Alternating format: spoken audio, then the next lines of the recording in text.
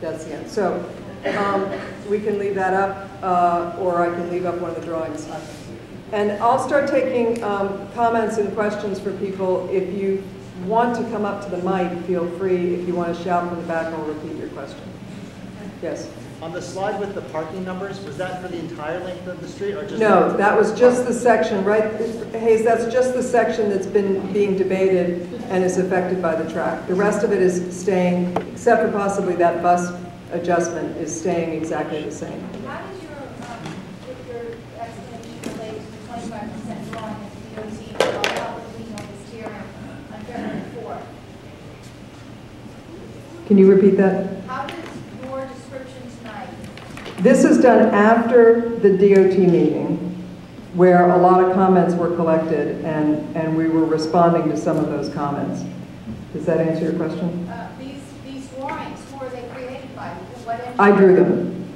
I drew them this week after the meeting. Are you an engineer? No, and that's why they're not engineering drawings. They're just sketches that would then, you know, they're vocational, they're deliberately not, you know, engineered. They would then go, but we discussed the changes with the engineer, and I just made quick sketches to be able to talk to you about them before we go into engineering on Are you it. discussing with DOT and the federal people?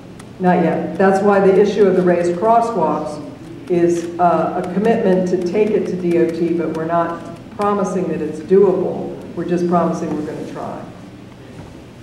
Where's Yes. the proposed off-street parking? The city, I don't know that answer. The city is negotiating with someone, and they are, it's in the zone where the highest demand is between Forest and Museum. Is it just for residents? It would be resident parking. Is it going to be done before the spring or the special? I think it would be done concurrently. It would be done before, you know, as part of the changeover. And I'm being corrected that it may be resident, but it may also be businesses, local businesses, but it would not be general public parking. What are you promising is going to be off-street parking? Well, the city is in the negotiation on it, and so we are making every effort to do that. And that would hopefully be resolved before this went too much further. But you don't know who. I don't. Somebody does. But you don't really want to tell somebody that there are 300 people saying they want that parking space before you've managed to get a price for it. So they're not saying who. Are you saying the city's buying property? No, they would negotiate to lease it, I assume. No, I'm asking who knows the answer. The city does. The city staff does. All right, I'll take yours, and then who else had a question? Okay, and then Jane in the back, and then you, okay? I didn't see you, sorry. Yes. I just have, since we're talking about parking right now, I just have a comment to make on the reality of the parking situation. And this happens day after day, night after night. This past Saturday, 6:05, I come home, I am being driven home, and there's not even an illegal space on Beacon Street to pull over to let me out onto the sidewalk so I can walk a quarter of a mile to get to my house. And where on Beacon Street, where exactly you're trying to pull over, just so that I understand? The corner of Beacon and Washington Street. But the reality is this, is that the parking situation is very changeable on Beacon Street, and I don't think that this is being adequately recognized. Changeable as during the day, it changes different hours? Basically, the people who actually live on Beacon Street, well, they all have jobs, and a lot of those people need to drive their cars to the jobs. So they leave.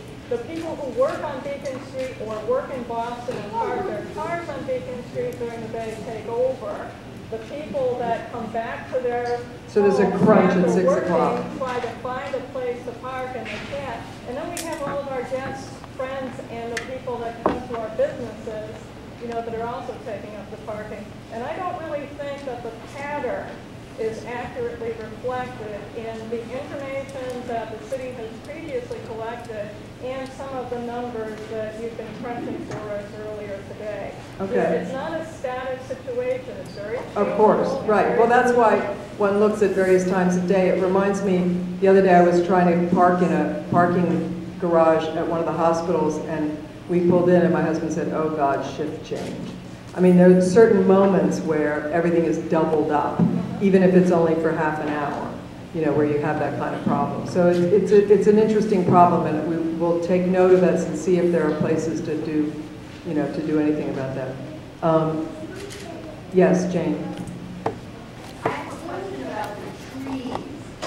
It's a sore subject with a lot of people in Somerville that the city has not provided adequate space so that the trees can actually receive adequate moisture. Right. It's too much concrete, and so I'm wondering both whether that problem could be addressed now in the planning stages, and also whether the city might not develop an adopted tree program for trees to be introduced onto the street. It's a great idea. I know that there is basically a city arborist now. I mean, when I met with the city staff, there is someone, and that is her job, is to take care of those trees and to know what they need and to figure out where they will go. So I think that in a new project like this, you should expect to see very high standards. And I also make a very quick comment. I was one of those people who was for keeping the crosswalk in front of the Star Market where it is. But I also noticed during the big storm a couple of weeks ago that the market did not shovel the path from the sidewalk to the parking space. And it would have been extremely dangerous traversing that for anyone who wasn't extremely agile. And I really think that the Star Market should be called to its responsibility. Did you call 311 and report them? Because I think you're right. I mean, we have to, I mean, there are fines for that, and we have to enforce that so that, particularly in key locations, those things are kept clear. One of the things I did not talk about on the drawings, but we did talk about when we were working on them, was the issue of snow storage and what gets plowed. So the dimensions of this are you know, working with that and trying to take that into account as well. The gentleman who was here. Yes, Yeah. I'm not here for a question, I'm here for a statement. You're welcome to. He's got the mic. You want to try this out? You can. I just thought you might prefer one I around. prefer this one, so I can see what we're talking to.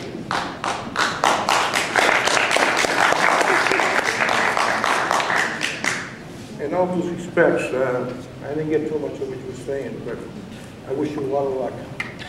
Okay, what we're going to talk about tonight, trees. I got a sequoia tree in front of my house. You want to see a tree? We're supposed to get little trees, we got big trees. You want to talk about bike paths? You already took a bike path from Washington to Oxford Street.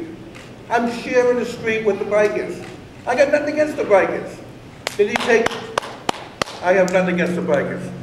Then you take 40 spaces from Museum Street down to Kirkland Street with meters. What's that all about? Not only you take the spaces, but you put meters there. Am I missing something? Is there an agreement around here I don't know about? But anyway, I'm still waiting for an answer on that. Now, you bikers, if you're going to be safe, Summer Valley was beautiful. It runs parallel to Beacon Street. It's gorgeous. You fought for it. It looks wonderful.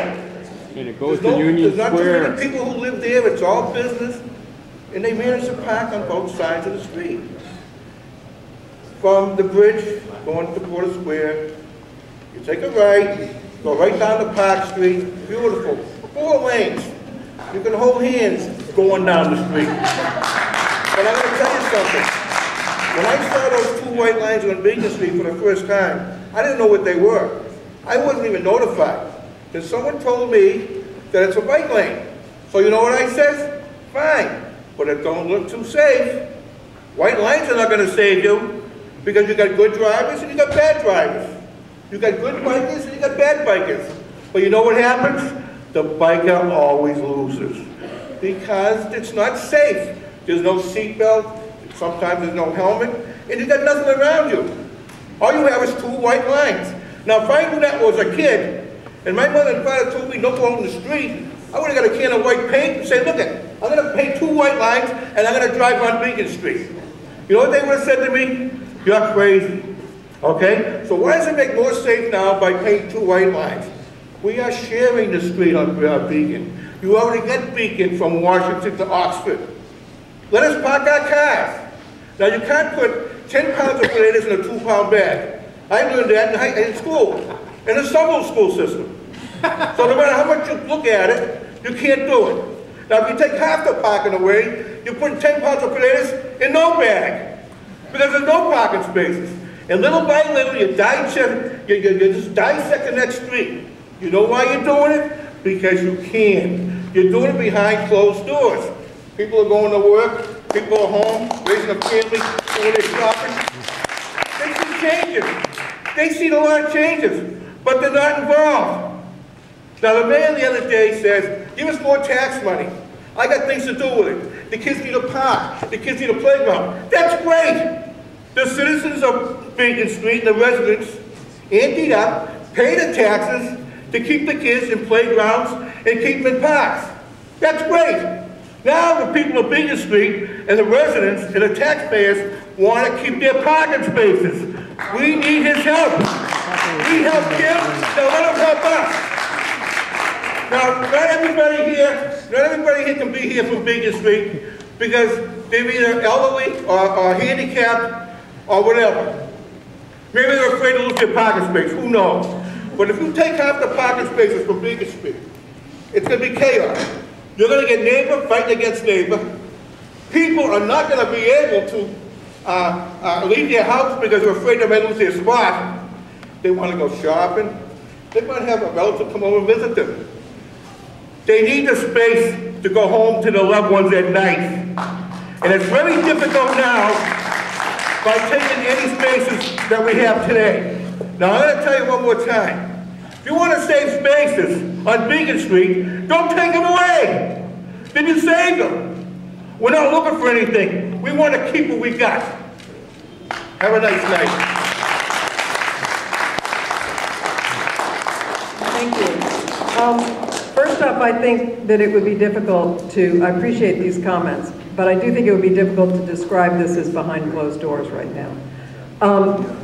And secondly, I'm really glad that you love Somerville Avenue and that you think it's beautiful, because that's the quality that we're trying to bring to the rest of the city as well.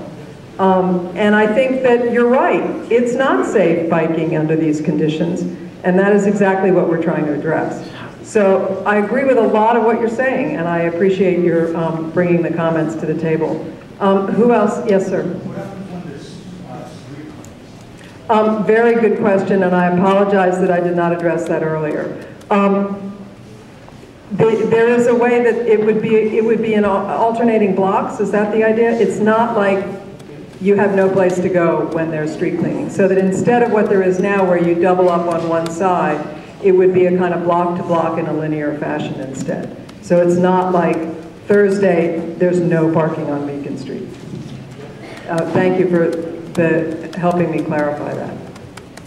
I think the problem is more for the cyclists, because I just sat there, and like 3 people, cyclists, were like, well, I'm sitting there watching. Now, if you ever drove down Beacon Street in the morning, they skate you, they don't even pay attention to the laws. Why are people giving them tickets? I mean, just even slowing them down, because they're part of the problem. Yeah, well, I think I think that enforcement of traffic laws with cyclists is a priority. I agree with you. Especially in Washington, like I said, they just moved the light. I was coming out meeting here, 1, 2, 3, right through the light. Yeah, they're not the only ones who sometimes drive through the lights, but they're less frequently caught, I would say, and that's an issue. I mean, I'd like to put the flash drive in and keep it as protected. There was a question over. Maybe you could ask her. Thank you. There was a question over here. Someone had their hands up. In the back, and then you over here. Yes. Just because. Leave with me after you. Yeah. We can't hear you. Ask her. I could put my flash drive. You could put my flash drive. I could put the pictures on the screen.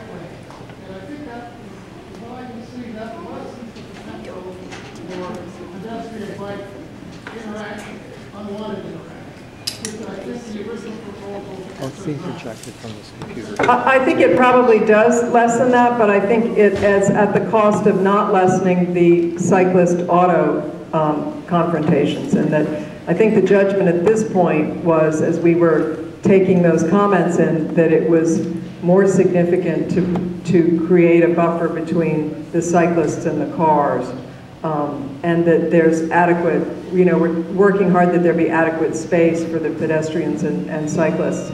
Excuse me, the woman over here first. My concern, my question is relative to the trees and shrubbery. I'm wondering who's going to decide where the shrubbery or tree will go. Is it the resident or your office?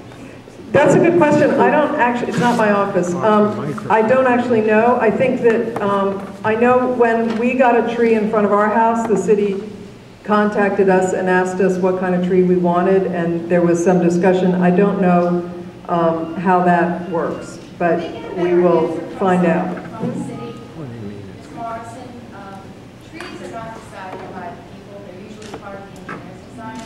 I'm surprised that you're not giving us better answers.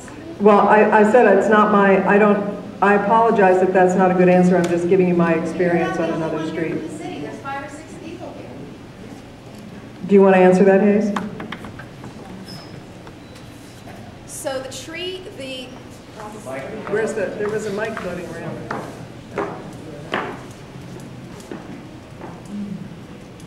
Four years ago, the city did an exhaustive inventory of the amount of trees in the city, and then went about actually doing a geocoding every one of the trees, as well as their species. From that, we determined basically what the priority was for biodiversity within the city for trees, as well as where there was a necessity to increase the tree canopy.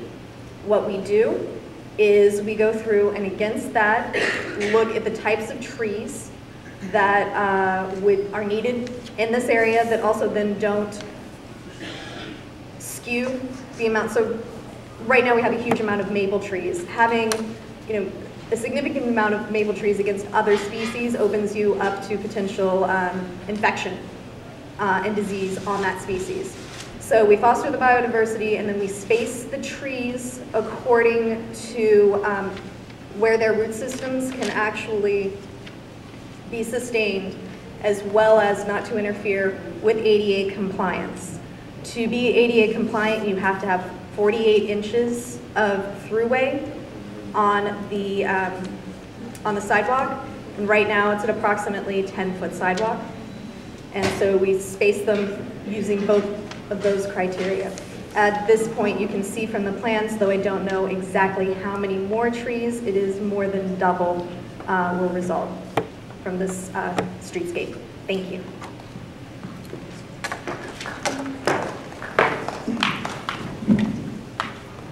Parking. Parking is clearly an important issue here. It's been raised by a number of people so far. There's only been 5 or 6 speakers. I'd like the leaders in the audience to know how important it is. Show of hands, how many people think that there's not enough parking even without a reduction? Can we raise hands, please? 10, about 20, 30, forget my estimate, maybe about 50 people. Okay, keep your hands up if you'd be willing to pay an extra $1 to park one night when you're in a hurry. Raise your hand. Anyone? You, sir? Nobody. Okay, I got 4. 50 people favor free parking. 4 will pay $1 for parking. That is an important issue. I have the floor. I have the floor. I have the floor. Please hear me out. There'll be time for questions after me. The question is a question of economics. Anything you give away for free will have an unlimited demand. Now, $30 a year, 10 cents a day, that's $1 a day for a 2,000-foot apartment 8 miles away from Boston.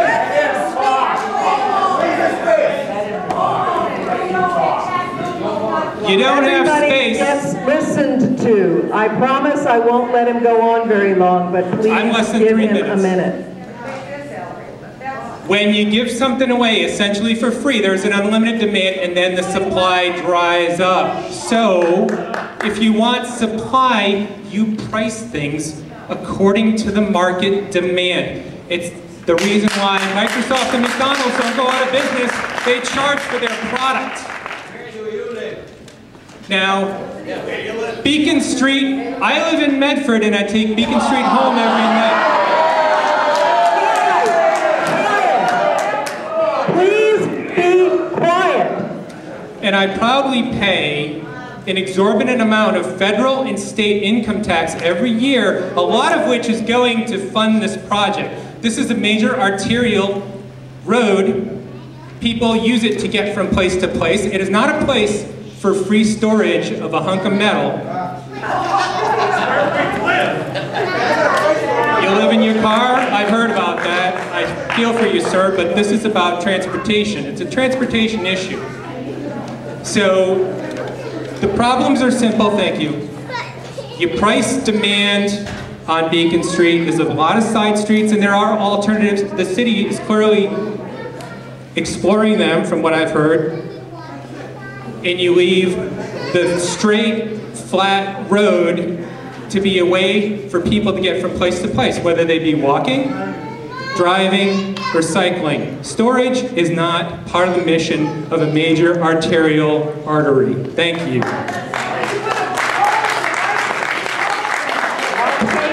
I'll take comments in turn, particularly from people who have not spoken yet, just to be fair. In the back.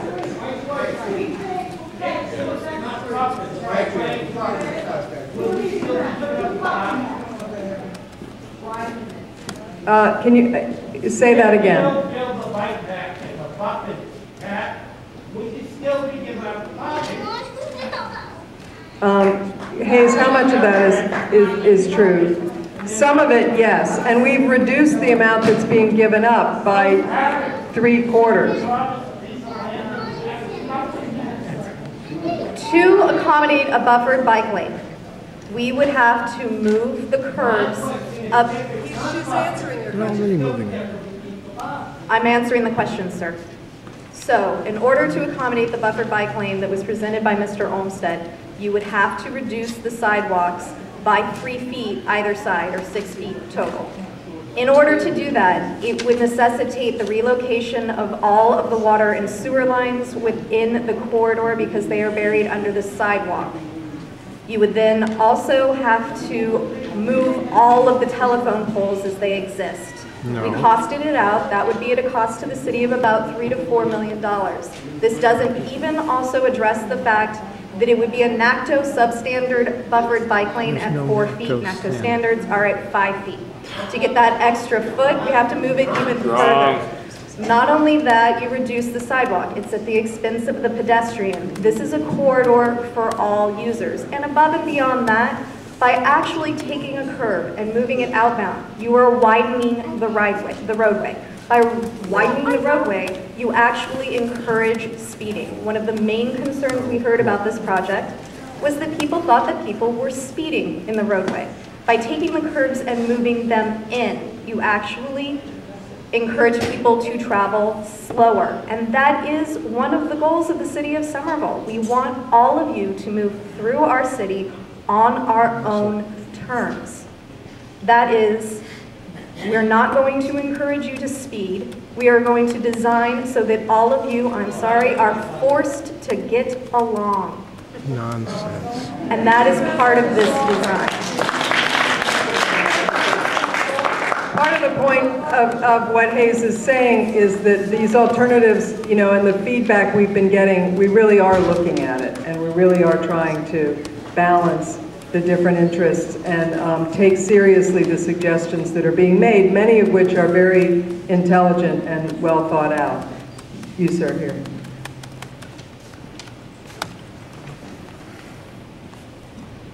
So I do believe that the city wants to make things safer for everybody. And somebody told them that on average slowing traffic down makes things safer. And somebody else told them that on average making streets narrower makes them slower. And yes, on average making streets narrower makes them safer. On average losing weight makes people healthier.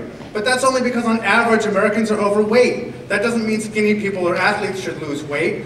Not every street is average either. Beacon Street's already too narrow. It's already slow. Making it narrower won't make it safer. Making streets narrower by putting bike traffic on the wrong side of parked cars is like losing weight by cutting off your leg. Thank you.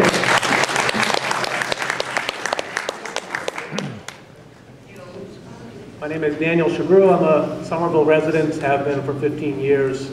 I own a car, I own a bike, and I look forward to a day where my children can bike safely in Somerville on a cycle track.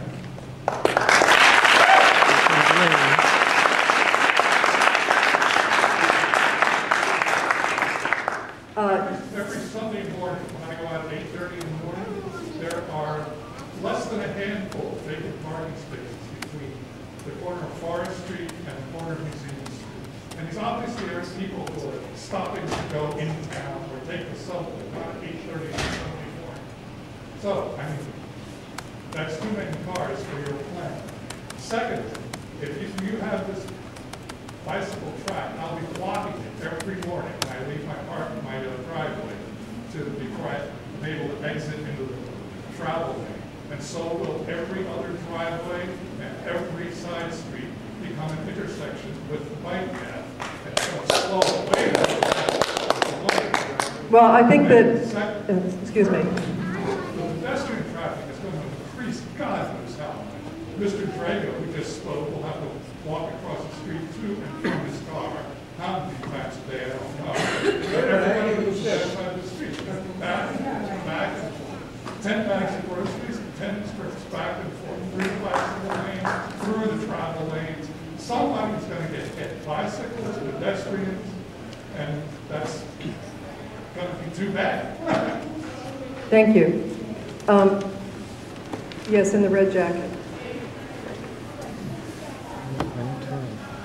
Who, me? Oh, Yeah. him, okay. Mine's orange. Hi everyone, my name is Mark Chase. I'm a resident of Somerville. I live on Lower Belmont Street, which is pretty close to Somerville Ave. Enjoy shopping at a lot of businesses near Sacramento Street. So my day job is working on parking issues, and I work typically for places that have parking shortages. And a gentleman got up here and said, you know, if we raise the price, less people will park. And I know folks are like, we pay for that in our taxes. That's both true. And I think there's only a couple things that you can really do. You can make it harder for people to park by making it the permits for less people. You can make it easier for people to park by getting rid of permit parking completely, and anybody in Boston can come park there. You could also make it harder for people to park so that only people on Beacon Street could park there. That's kind of up to, like, you guys if you want to try and solve it, and whether this cycle track happens or not, tools like that can make it easier to park. So I just encourage us not to think about it has to be this way or it has to be that way. There's a whole range of things you can do, and you know, I live a block away from Beacon Street. I'd be happy to sit down with folks if they wanted to try and think about this better.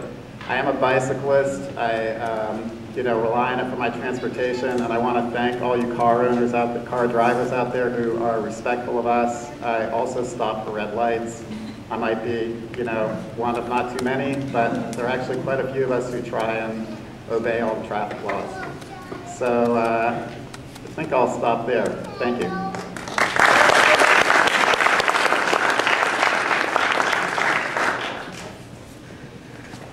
Other comments? Yes. Just one. I want to say that all of us who live on Beacon Street will live with these problems all day. Not just once when you go into work, once when you come back. We will deal with the parking, with pedestrians, with bicyclists, with cars every day, 7 days a week, most of the year. And it's impacting us the most. I would appreciate it if people really took that into account. I have a question for those of you who live there and are concerned about the parking. Can you tell me at what time you think it's the most a problem? I mean, I know there's the all day. I'm not trying to trick anybody about this. I'm literally really asking, is it an overnight issue? Is it middle of the day? is it your understanding that it's the 6 o'clock changeover that's the worst? What do people feel is the moment when this is most problematic? Anybody want to? Yeah, I understand that, but I'm looking for a more specific question so we can be more. You understand that? I do, yeah, thank you. Back there?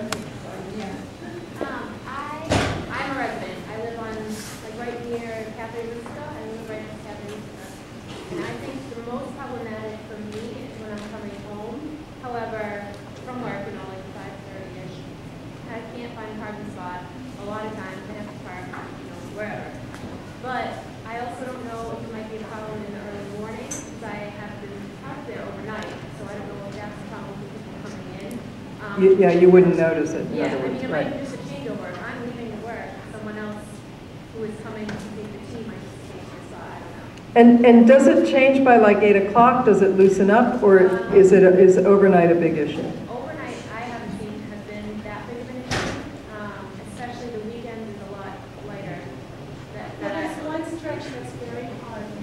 And where is that? That's the Forest to Museum Street? Yes, it is. Right. It's really closer. It's the one past Museum. The next one, I think, is Irving Park. Park, yeah. But certainly when all of you have to remember that on Beacon Street, there are cafes, there are bakeries. Within that stretch, there are restaurants. There's Pizzi's. There's Pizzi's Pie, and you better start 3.14, et cetera, because it's pretty hot. Her tree is coming up for Pie Day. But that's a lot of parking at lunch, at dinner time. If you come home from work and everything's parked up, when we're talking about resident parking, that's certainly our issue. But obviously, there's a lot of parking for the businesses. Well, And that's I what, just yeah. foresee disaster because either you're going to drive the businesses out, or you're going to have a lot of people parking in weird spots and weird drop-offs. My feeling from having lived on this street for over 20 years is, for this stretch, things are good the way they are. The issues that you seem to have are in the square, and I don't know why the cycle track was projected for an area where there are not so many problems. My problem is That's because the only place is I do want to say that the off-street parking that's being looked at is exactly in those areas, right? I mean, we're aware that that's the tightest moment and that is being looked at. There's no side street parking right next to it. And I have to say, Well, there's nowhere to go with the tracks. there are people like my neighbor Josie Masillo who's not going to walk 8 blocks to a car because I'm sorry, Josie, it's not possible for her.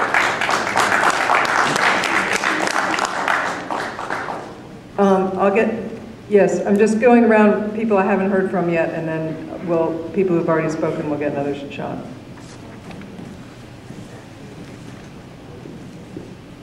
Hi, I'm Ken Carlson. I live on 221 Beacon Street. Just to address a couple of comments. As far as the comment that was made that we have to live with the situation that we create on Beacon Street, I think I live on Beacon Street. I'm a homeowner on Beacon Street. I ride a bicycle every day. I also own a car. I think we are living with the conditions as they are now. We all are cyclists and drivers and pedestrians, and the situation is untenable right now, particularly for cyclists, and I think also for cars it's difficult as well, the road condition being what it is. But as far as going to the future, so the one question you ask is why are we envisioning a cycle track on the part of Beacon Street that you're referring to between Forest and the Museum? Well, the number of cyclists per hour during peak rush hours, 300 cyclists per hour, the length of Beacon Street, whether you're on top of Beacon Street or whether you're in Inman. There's, oh, no, let me finish. I have the microphone, please. I have the microphone. You can talk after I speak. The issue is there are 300 cyclists an hour during peak commuting hours. That number will increase, actually, as Beacon Street is improved, whether it has a cycle track or not. So you have more cyclists on the road, so it becomes more of an issue for cyclists in terms of keeping them safe. The other issue that was raised by the gentleman over here, I'm not certain if he's still here, was he was saying if he's in his car and coming out of a driveway, he's going to block cyclists from proceeding down the cycle track. Well, that's true now. When he comes out, he's blocking cyclists from coming down the bike lane. That issue doesn't go away. It's the same issue. I would say that it's probably safer on the cycle track.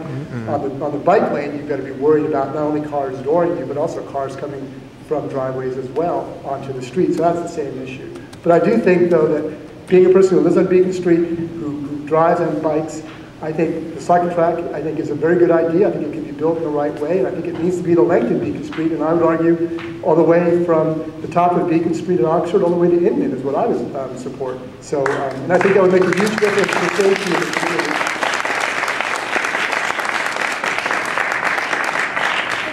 Yes, ma'am. I'm sorry, I said, if I could answer them, I did my own count, and certainly I did it more than one day. In the mornings, I did it, in the evenings. There are not 300 cyclists an hour in the morning. Any time that I did it. I made counts, and there's 300 an hour. We've done very... Lots of people have made counts, yeah. I've heard this. You may find it farther down, but I just sat and watched, and I counted. Did you do it during the snowstorm? No, I did not do it in the snowstorm. Okay. I'm sure that when people count, there is a great deal of variation, but it has been established that it can hit 300. Yes, ma'am. Go ahead. Yes. My name is Astrid Dodds, and I'm not a resident of Somerville, but I'm almost an honorary resident of Somerville because I've lived within a block and a half of Beacon Street for 40 years. I'm usually on the side of alternative transportation. I've spent most of my spare time the last 20 years lobbying for alternative transportation of all kinds. But the moderator's comment a little while ago that there's a decision has been made that it's more important, and I'm paraphrasing so you can correct me if I said it wrong, to protect bicyclists from automobiles than pedestrians from bicyclists, I feel hasn't got enough airtime. I sympathize with the need for safe cycling. I've seen cycle tracks on the web and everywhere else that I could endorse, but this cycle track, a cycle track that has a mountable curb, is not one that protects me from cyclists. And I don't understand why cyclists feel protected on a cycle track that also has a mountable curb. If I understand the designs correctly, both the cycle track and the pedestrian portion have a mountable curb. A mountable curb is an oxymoron in my book. Curbs are built to not be mountable. And in fact, sidewalk cycling only became a really big problem when handicapped curb cuts were added as a test for multiple curbs. I wanted to ask a couple of questions to confirm what I thought I heard. Did I understand that there is, you just say that there is going to be a thorough examination of what the crosswalk should be made of, about being pavers versus thermoplastic or something? Yes. I really appreciate that, because I think there's a huge case to be made for bright, reflective crosswalks at night being a universally understood symbol for pedestrians crossing. And then the other one about the raised crosswalk at side streets, I want to point out that on the access to the underpass, it's also access to the Star Market loading zone, and that would be, there are 18-wheeler trucks going in and out of there all the time, and certainly you want to think twice about putting a raised crosswalk there. But I have the same question as the other gentleman. Motorists coming out of side streets have to come out far enough to see what's coming, no matter what's there. And I have a hard time picturing how a raised crosswalk at the side streets is going to make that easier for anybody, drivers or anybody else. And if it's hard for drivers, it's going to be hard on the rest of us. I did want to ask if, I didn't hear anything more about whether automatic walk lights are being considered for the two big intersections, Washington, Kirkland, and Park. I believe that's still in study. I know it's being considered. I was the only person who brought it up last time, but I didn't want it to drop off. No, it's still in the list of things to look at. And someone else suggested to me, and I want to repeat it about, in terms of advertising the underpass, someone suggested to me the thing to do would be to invite the Somerville Arts Council, which I admire very much. I think it's quite superior in many ways to the Cambridge Arts Council, to run a contest about how best to advertise the underpass on both ends. I mean, I've seen such creativity come out of that organization that I'm sure, and in fact, the Arts Council sponsored the mural that's now in the underpass, so they'll know where to find it. And I just think Somerville is a very artsy place and could find a wonderful way to advertise it. But in terms of what bicycle pedestrian interaction, I feel that it's become clearer to me the more meetings I've come to that this short cycle track, and I've heard the eloquent speeches from bicyclists saying that this is all to encourage timid bicyclists and young families to get out there on bicycles. My question is, what are people going to do at the top of Beacon Street, and what are they going to do when they come to Museum Street and it goes to, there's a brand new sidewalk there and a lane in the street? Which are they going to choose? I'm already, as someone who's lobbied for that sidewalk along the American Academy property for 15 years, I can see it now. I think it's going to become the unofficial cycle track connector between Museum Street and where it gets picked up again at Park. And I'm also pained at the top because the brand new sidewalk connecting the Beacon Street Bridge and the MBTA station had a whole foot of it sliced off in order to create a room for a bicycle lane in the street, which I understand that there's never enough room in the street. But when I asked an employee of Somerville, whose name I can't tell you, was on the phone, I don't know her name, would the city of Somerville consider posting that sidewalk, no cycling, she said, oh, the mayor would never do that. Now, my first reaction was, thank goodness we don't have a strong mayor system in Cambridge, because we don't say things like that. But all I'm saying is that I don't understand, I understand a city trying to encourage alternative transportation, but to take us, that is a collector sidewalk if there ever was one. There are thousands of people headed for the Porter T station every day, and now it's so narrow that people coming in the opposite direction walk out around the street trees. I mean, I feel like it can't be too much to ask when cycle tracks end that there be some effort to make sure that the sidewalks at the end are turned into cycle tracks by default. And of course, my last thing is that there was a mention in one of the designs that the conflict between motor vehicles and cyclists would be less because the cyclist was up a little higher. As someone who's been trying to cross Beacon Street for 40 years, I can vouch for the fact that the hardest part of crossing Beacon Street, and I do it at an unsignalized intersection, is unlinked bicyclists. And I guess I'd like to hear the city of Somerville, I'd like a solution that's statewide, not just for Somerville and not just for Beacon Street. But I feel like it would be a fair trade if I'd like to hear Somerville talk about what it's going to do just about the issue of the state law that requires a white light in front visible from 500 feet at dusk on cyclists, because I can't get across the street without stepping out in front of a bicyclist I can't see coming.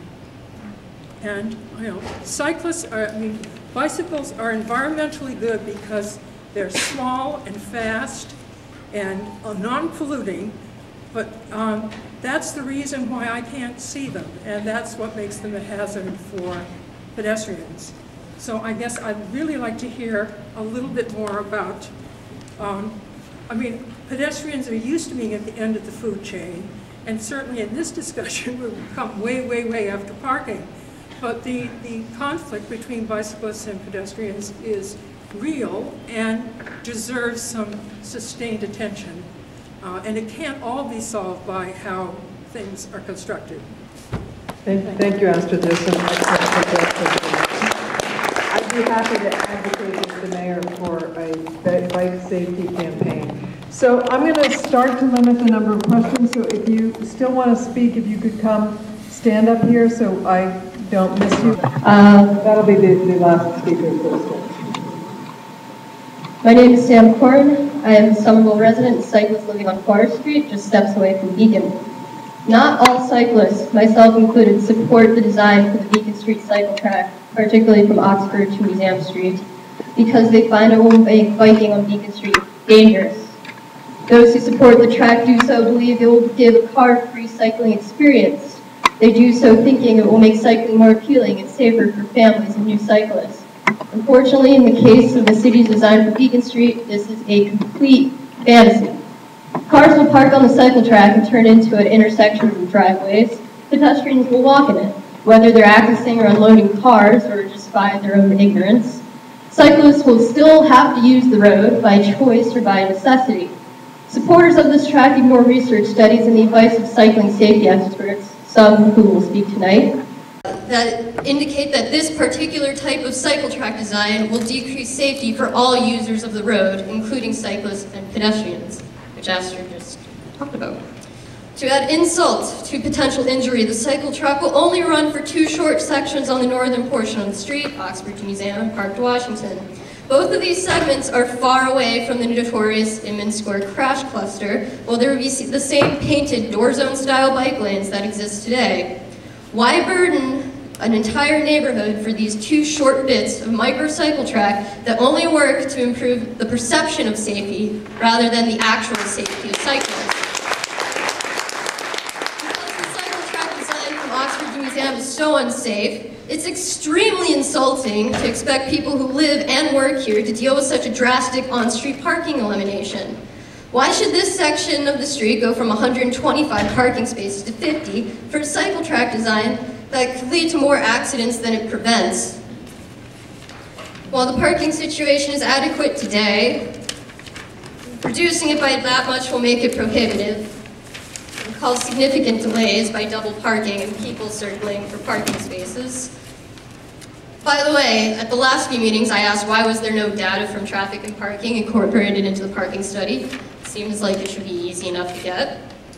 According to the Somerville Traffic and Parking Department, there are currently 133 valid residential parking permits, 179 visitor parking permits for this section alone. That doesn't include the side streets. Back in November, our Board of Aldermen requested alternatives to the cycle track design in response to a petition from nearly 800 people against this elimination. While the city planners didn't deliver on this request for an alternative design for the cycle track, the community did. You might have heard about the David Olmsted plan.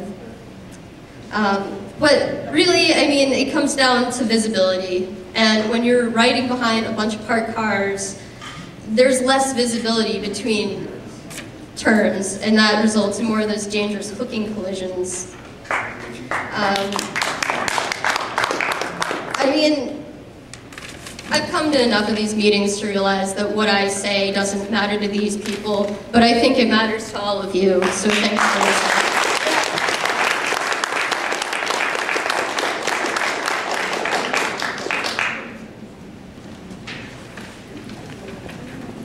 I'd like to add my voice to those cyclists who are against this cycle track plan. I heard at the very beginning of this whole conversation of framing, I'll quote, a lot of people who want to see the bikeways improve, and then there are a lot of people who are concerned about parking. This isn't an either or. We don't have to be at odds. We have a plan that meets all of these needs, that's safe for pedestrians, for cyclists, that's better for businesses and residents.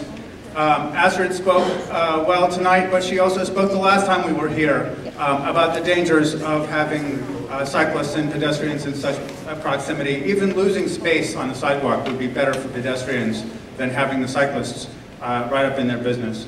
I'm not going to speak at the enormous length that I did last time about the studies. You can go look them up. Cycle tracks are not created equal. There are places where a cycle track would be appropriate.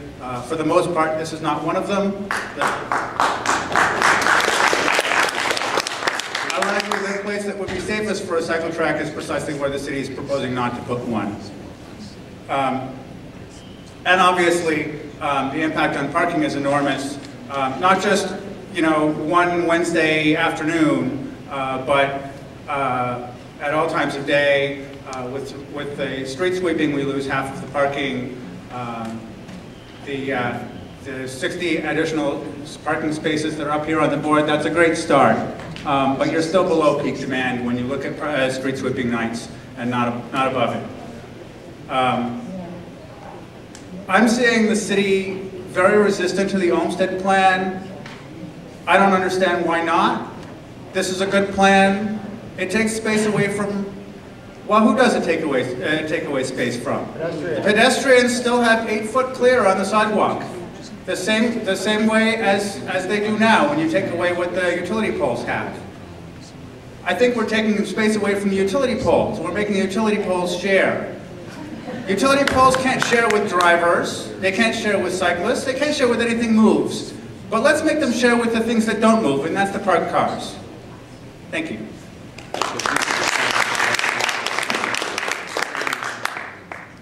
Hi, my name is Rob Buchanan. I am a resident of Walnut Street. It's about a 5-minute walk from here. I did want to say, despite a lot of differing opinions, it's a testament to the wonder of Somerville that 150 people can sit here for 2 hours to talk about streetscape redesign. I think that speaks to the power of Somerville, which I do appreciate. One thing I heard earlier that Astrid said was that pedestrians are used to being, the lowest on the food chain, and so be it, I guess.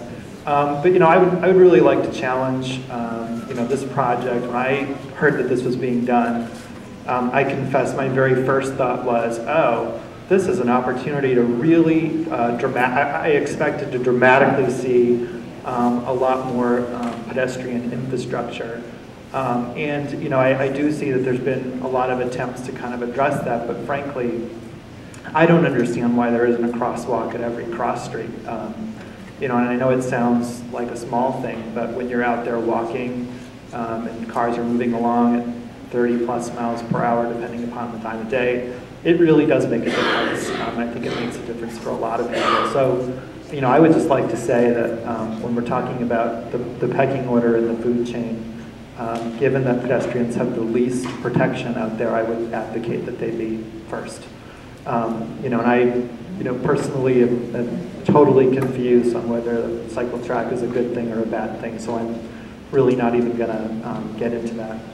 My other comment was, I'd like, in addition to these raised crosswalk ideas, I think the notion of a raised intersection might not be such a bad idea, particularly at Washington and Beacon Street. And lastly, I did not see a left turn lane from Washington Street onto Beacon Street going toward Inman Square. And I think that would be helpful there, just to, make it clear where everybody's supposed to be. So, thanks.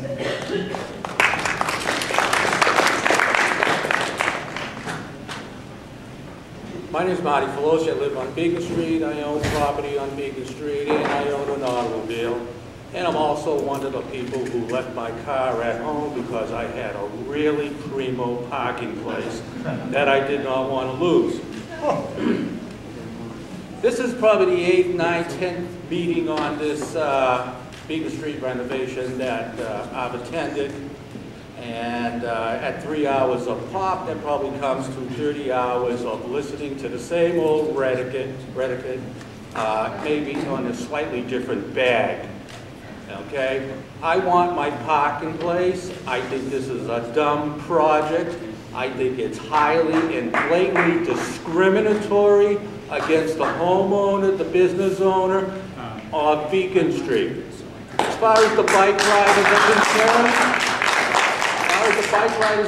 about their so-called safety, every day I get in my car, I risk my own life between other drivers, traffic jams, snow, rain, accidents on the major highways that impede me wherever I want to go. And on the other side of the coin is that if we who are on Beacon Street lose our parking places, we're also going to lose the potential of our relatives, friends, able to come to my home and visit me, and I'll have to listen to, oh, why don't you come down? Oh, we'd like to come down, but there's no place to park. So this is a bad idea. It's always been a bad idea. We never really had a chance from the beginning, because I went to I think I went to the first meeting, and when I questioned certain people delivering their spiel, and asked them sarcastically, well, what do you want me to do with my car?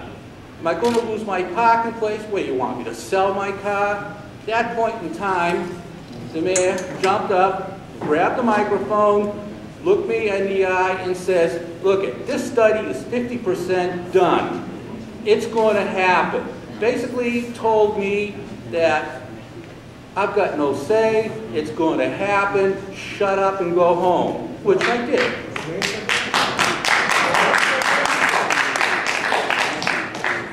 That was my train of thought. Okay, now, we never had a chance at the beginning, and tonight is Tuesday.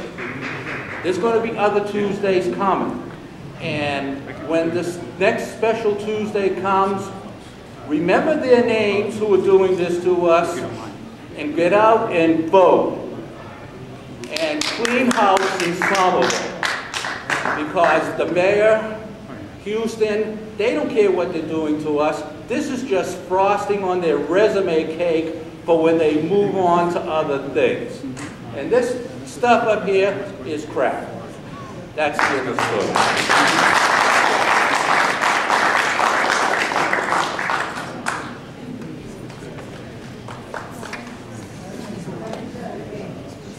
Name is Alex Epstein. I live at 278 Beacon Street. I've lived here for over 5 years, coming up on 6. And I wasn't going to speak, but I've heard some allegations and fairly bitter comments, and I was hoping to share my point of view. First of all, how I come at it from the angle of really thinking about what my neighborhood is special for and what I think it will be special for 10 and 20 and 30 years from now. Unlike many people, I'm not interested in suburban flight, and I do intend to raise my family in the city. So, people just listen respectfully for a few more minutes, and then we'll be done. Thank you. I'll make this quick. Can you hear me this way? Thanks. I'll be brief. I want to respect everyone's time here. So I ride to work typically in the morning or take the T. Sometimes I use Zipcar. Zipcar is across the street from me. I also believe that pedestrians should not be at the bottom of the totem pole, because I'm a pedestrian. I'm a pedestrian when I walk to the T. And I agree, the sidewalk on Somerville Avenue is unacceptably narrow. I also want to point out that we have to think about what's actually taking up most of the space on the road. On Somerville Avenue, there are 4 traffic lanes for cars and 4 feet of bike lane in each direction. So actually what's taking up the space there is the car lanes. Bikes and pedestrians often fight for scraps, the crumbs left over after cars are accounted for. And I'm glad to see that the city has enough vision to not take that approach where the pedestrians and bikes fight for crumbs. I think it would actually improve the pedestrian situation, because you would know where to expect a bike. If a bike would be in the cycle track. Today, the confident cyclists, and I see a few of them here, are probably going to be in the road. The more timid cyclists might be on the sidewalk. Having a place where everyone can work, can bike together safely is part of what this will accomplish. I've heard that cars will park in the cycle track, even though they park in the bike lane today, so they won't park in the cycle track any more than they do today. You have to start somewhere. There's an argument that if you can't build the whole corridor now, what's the point in starting? Well, the interstate highway network started with a couple of miles stretch. You have to start somewhere, and I think this is a great start. In terms of safety, even if the safety is not improved in terms of crash rate, even if you just have perceived safety improved, you will have more bicyclists. There's a well-known safety numbers theory that awareness of bicyclists will increase, even if they're not actually safer. But despite what you will hear, the research actually shows that the newest cycle tracks designed well are a very useful tool for improving safety. Last comment is, I would be interested in hearing how much the Olmsted plan actually retains parking, if it does actually retain every single spot, or if it actually retains fewer than half of that because of the bump outs that would be required. So, lastly, if rents do go down, I would be very excited because of this project, but I'm not holding my breath. It's never decreased in Somerville, but that's why it's a good place. People want to live here. This will make them want to live here even more. Thanks.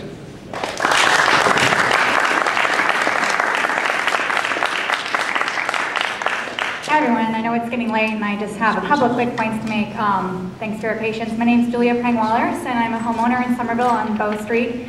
Sometimes I'm a biker, sometimes I'm a walker, sometimes I'm a driver, sometimes a transit rider, a zip car user, relay rider, user. I don't like to define myself by my transportation mode, right? We're all just people trying to get around, trying to access our city.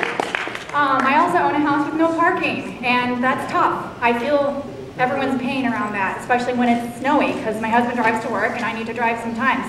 You know, we got a cheaper price on our house because it had no parking, and that was worth it to me. And I'm thankful that Somerville has permit parking. So I just really want to emphasize what Mark Chase said about how there are so many other strategies that you can use to prioritize parking for residents, because it should be easiest for the resident and for the customer that's patronizing the businesses to park. It really should be, and there are things you can do to make that happen that maybe we're not doing right now that we can still do with the cycle track, okay? I'm excited about the possibility of a cycle track because I'm often scared to go biking because it's not safe, you know, but I also recognize the need for parking to be convenient, and I'm saying that there can be a middle ground. And finally, guys, we have an environmental and a health crisis on our hands. We've got to start rethinking the way we build our cities. The way we shape our streets is the baseline of that. So why not just try something? Just try something new. It doesn't have to be forever. If it sucks, if it ruins the neighborhood, if residents absolutely can't park and there's fights in the street, we can change it. It's just space. That's the beauty of it. So I just want to encourage everyone to have an open mind and think about doing something different for once. You know, the way we always did it isn't always the way we need to do it. And maybe it's a great success. And in the meantime, if it's tough, there's other things we can do. And please keep that in mind, everyone who is really scared about this, okay? Because this could be a great thing for everybody. Thank you.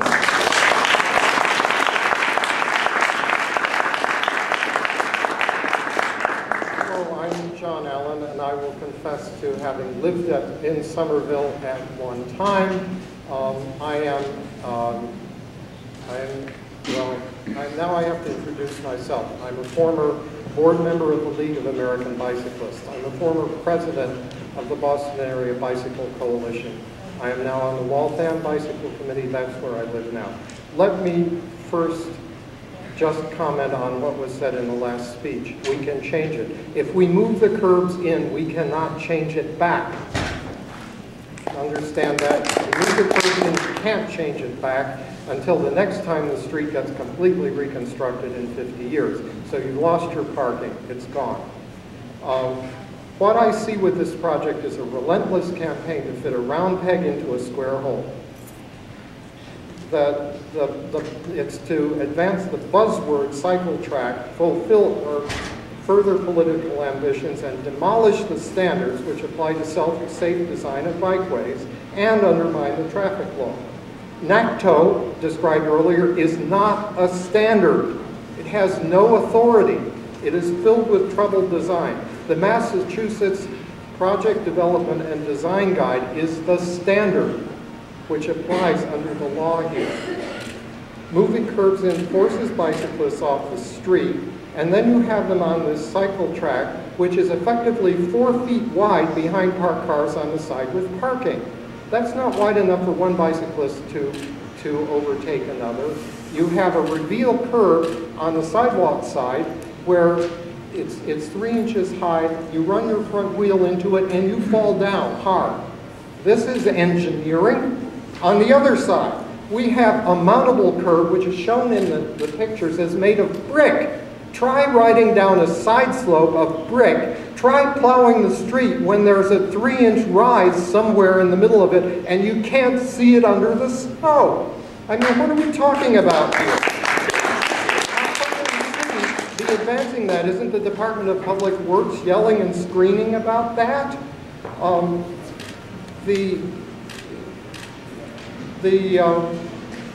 It won't be safe for residents to let their little children out the front door because bicyclists will be riding by between the parked cars and their front door at 20 miles an hour. That is not safe. That is why bicyclists belong on the other side of the parked cars. That is why I'm for the Olmsted plan, which would make room for safe bicycle travel in the street. And a couple more things. Usually we crown streets and place gutters at the side of the street. Another thing about this mountable curb is then you have a gutter in the middle of the street. You try and ride your bicycle up over that when it's got ice in the gutter. The idea is for the water and the ice to go to the side of the street, and then you can go down the middle of the street. Finally, a couple of comments of things I've seen on the screen here.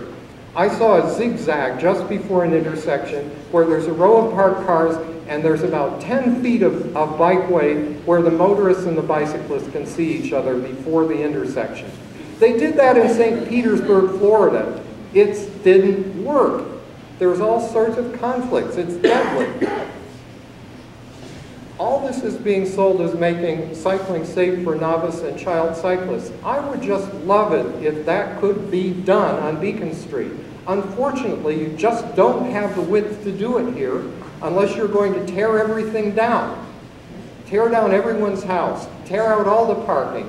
You can't do that. You cannot build a cycle track that will work on this street. So please don't try. Just give us cycling. Thank you. And if I've spoken maybe a little long, I did want to show a couple of the issues in this presentation. If you could back up a little. Back up to that one. You have bicyclists on the right side of motorists turning right. Show me the Washington Street one. Washington Street. Okay.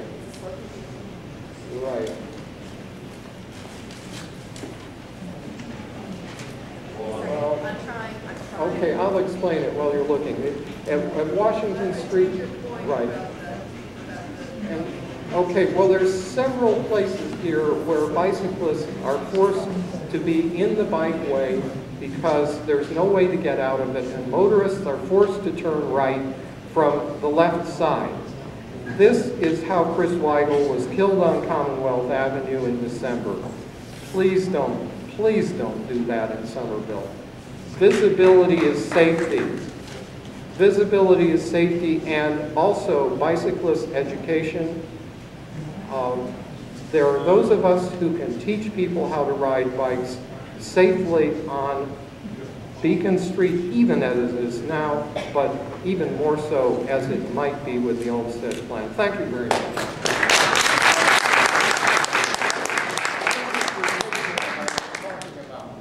You see the parking space right there?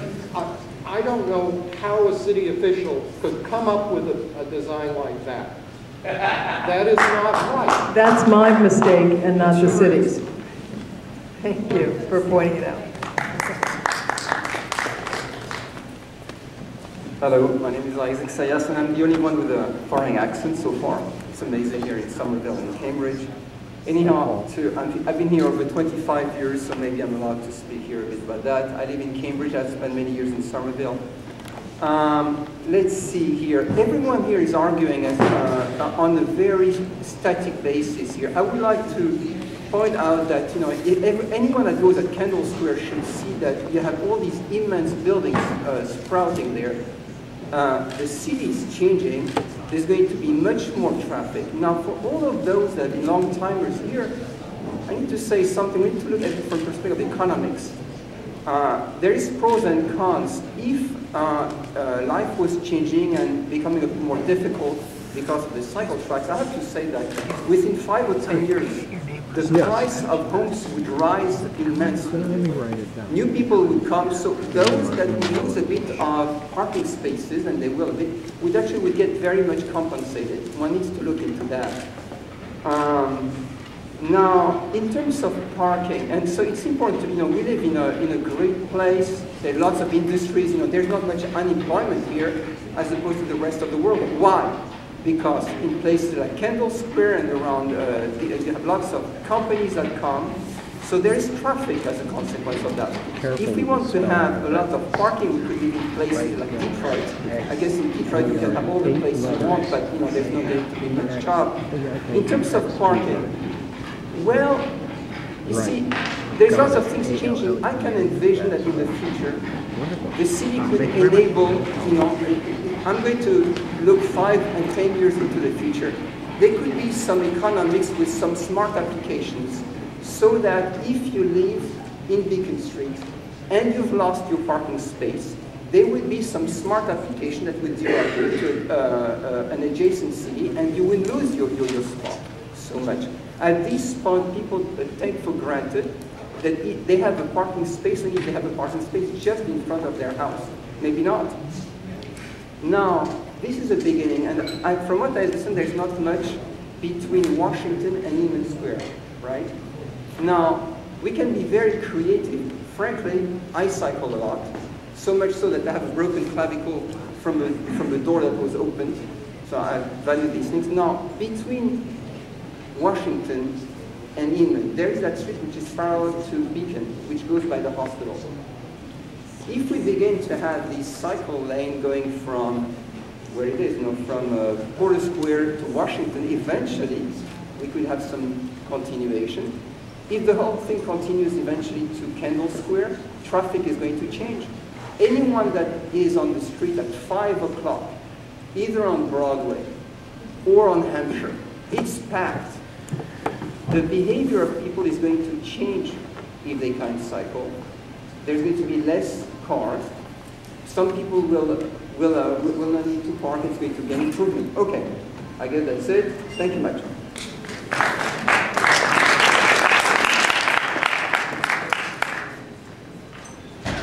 Hello, my name is Valerie, and my family's been here for a very long time. And I would like to address some things that have not been talked about tonight, and those are the fact that on Beacon Street, hello, is this a little better? Okay, on Beacon Street, we have some severe structural problems. It's not about whether we're going to be planting trees or building a cycle track or not, or sharing the road or not. We have some very basic problems that need to be addressed, and I'm not really hearing that in all of the buzz of paying attention to how beautiful or how nice it could be. But in addressing the plan for the cycle track, I'd like to point out a few things. First of all, Beacon Street is a major corridor for emergency traffic heading to the Boston Medical District. If this plan goes through, there will be less space for emergency traffic to travel.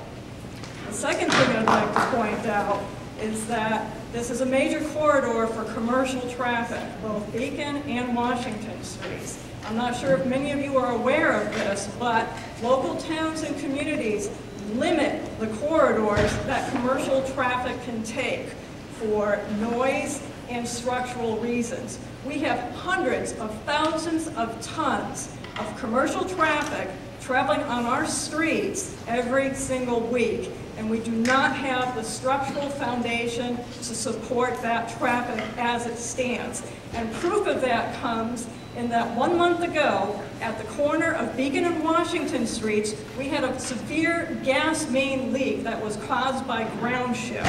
And I don't think it takes much imagination to say that the ground shift could have been caused in part by the load of commercial traffic on our streets. And I think if we're going to be spending money on upgrading our street, we should spend money on upgrading the underpinnings so that we have this street 50 years from now. The third thing that I'd like to point out is that we have 2 million square feet of office and retail space being built in Cambridge. It's not a pipe dream, it's happening right now. So if we think that we have traffic problems on Beacon Street or on any of our streets right now, think of what it's going to be like 2 years from now, 5 years from now. The space, they have tenants for a lot of this space. So this is only going to be compounded. And one of the things that I don't see in the plan, correct me if I'm wrong, point me to the documents if I'm wrong, but I just don't see that we're planning for the future here. I think we're talking about things that, and I agree with some people. We have an opportunity to do something really special here, but without a firm foundation, we're not going to have anything. And I think that one of the things that gets forgotten is that for the residents of Beacon Street and for our surrounding streets, our quality of life is not being looked at here. You're all looking at, the wonderful shiny bauble, without paying attention to us and paying attention to what this corridor needs to be. We need what we have now. We need to preserve the best of it and hopefully add some things that will help us all in the future. But let's pay attention to some of the structural and the safety issues, and let's not get lost in parking issues or the cycle track or bicyclists versus pedestrians versus drivers. Let's pay attention to the basics as well. Thank you so much for listening.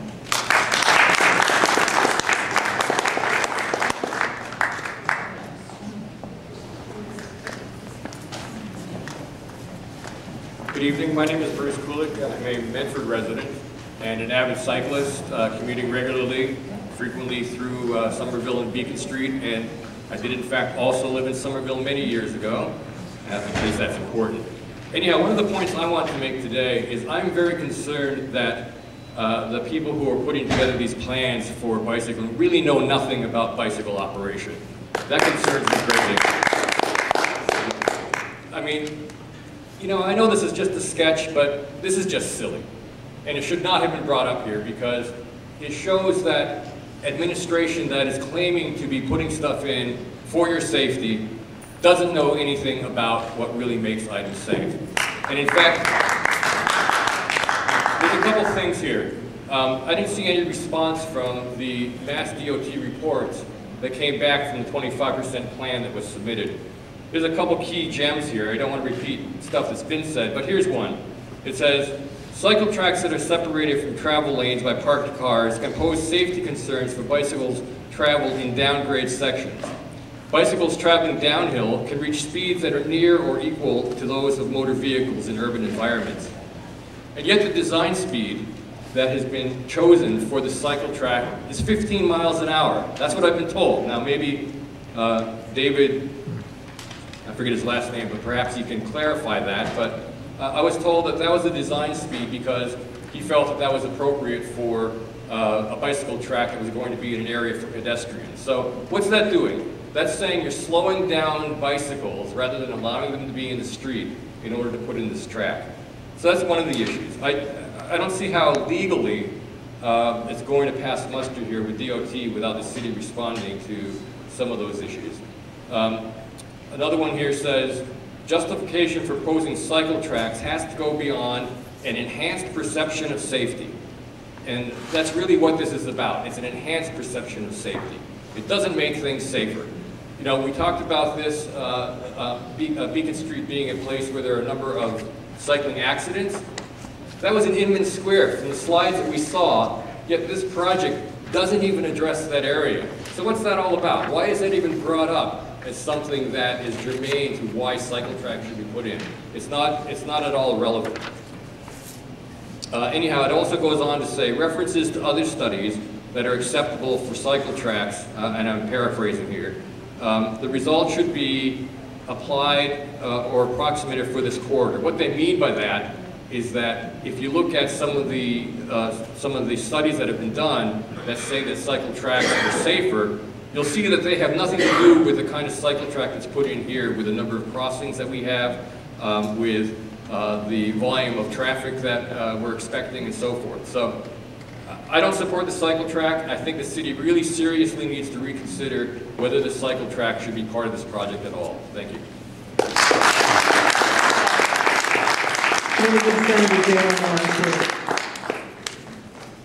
love being here. I am here not mostly as a state senator. I'm Pat Jehlen, but I do want to first put it in context that we are now facing a transportation crisis across the state, across the country, and tomorrow night we're having a transportation forum with Secretary Richard Davey, who's going to talk about the need for transportation financing, and we're going to have a panel to talk about how we could raise the money we need to keep our roads, bridges, cycle tracks, and transit in some kind of, bring it to a state of good repair, which it isn't right now. And just while I'm on transit, can I just mention that the reason we can't, I was asked, could we bring the 83 back down Beacon Street? And does anybody remember when the 83 went down Beacon Street? The reason we can't get it back is because of cycle tracks. And that's the reason, the 83 is the reason that the cycle tracks can't go all the way to Inman. So it's not just a conflict between parking and cycle tracks, it's also a conflict between this design and transit. But I want to thank people. I'm much more conscious of cyclists. I've started biking again on Beacon Street. It's not so bad, but it's really cold. And I'm glad I'm meeting people that I first met 38 years ago. And I'm grateful to the city for convening these meetings. I wish we'd done it a year ago when the planning started. I think we're looking at the trees and trimming the trees and not looking at the forest, which is the basic conflict here, which a lot of people are talking about. And the question is, will these tiny cycle tracks actually increase safety? And if so, enough to justify inconveniencing and changing a neighborhood? I don't usually get involved in local issues. That's not, I have enough problems. But this is my neighborhood. It's 100% funded by state and federal gas tax. And it's in my name. And I am on Beacon Street every day. And I've met people, as I've talked about this, that I met 38 years ago when I first ran for school committee. And it's amazing that this neighborhood has changed as little as it has. There's a lot of turnover, but there are a lot of families that I knew from then.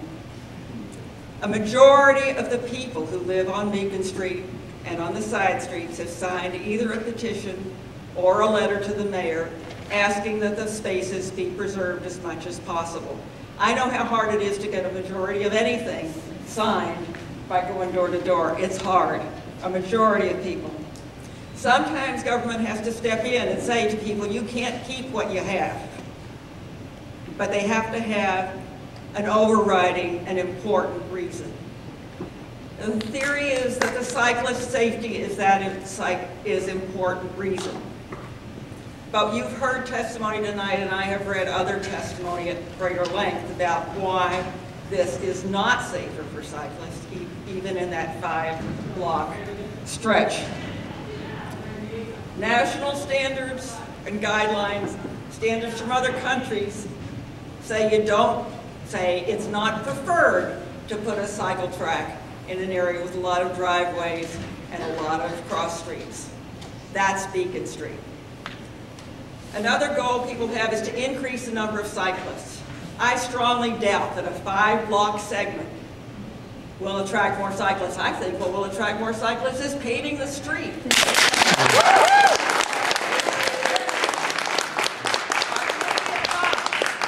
It does. It directs cyclists into the most dangerous corridor, not just Inman Square, but the most dangerous corridor from Washington to the other side of Inman Square, the most dangerous cycling corridor in the state. So if we get more people to cycle on Beacon Street, we make more people endangered. I want to move people, as the original bicycle committee plan was, move some people, like me, onto side streets. So people say it doesn't make sense. A lot of people tell me, even people who propose it, say it doesn't make sense for 5 blocks, it doesn't make sense. but it's a model, it's a template, it's a demonstration of what we want in other places. If you want a demonstration, do it where it works. If this doesn't work, if this makes people unhappy and unsafe, it will make, what a shame it would be. And I support cycle tracks where they make sense. What a shame it would be if an unsuccessful proposal here that makes a lot of people unhappy and causes more problems. What a shame it would be if it keeps better projects from going forward, and I can think of some places it should. So, way more than you wanted to hear. But I just want to say, I don't think it's worth it to take this one chance we have in my lifetime to reconstruct Beacon Street. We've been waiting for 20 years. To take this one chance and do something that will disrupt the neighborhood and not make people safer. So I thank all of you who have helped educate me on both sides, on all sides, and I thank the city for a belated but important. I think they've made some good changes, and I like the new crosswalks. Let's say that I'm good. I continue to have hope that we can come out of this with a better price, better proposal. Pat, is there a transportation meeting that you would like to? Oh, yes, I would. Did I not? You did, but I just wanted you to repeat that information. Secretary Richard Davey is use the mic. Secretary Richard Davey will be at the Century Bank on Mystic Ave tomorrow night at 6 o'clock, and Mayor Joe Curtatone is going to, we're going to have a panel and they'll talk about the options, and then Mayor Jordan Curtatone, I am pretty sure, is going to send us off with a rousing call to arms. I encourage everyone to go to that because these are really critical issues for the state, and I appreciate that, Senator Jehlen and others have put that together. I'm going to let you all go home now as we take all of this feedback and digest it again. Thank you.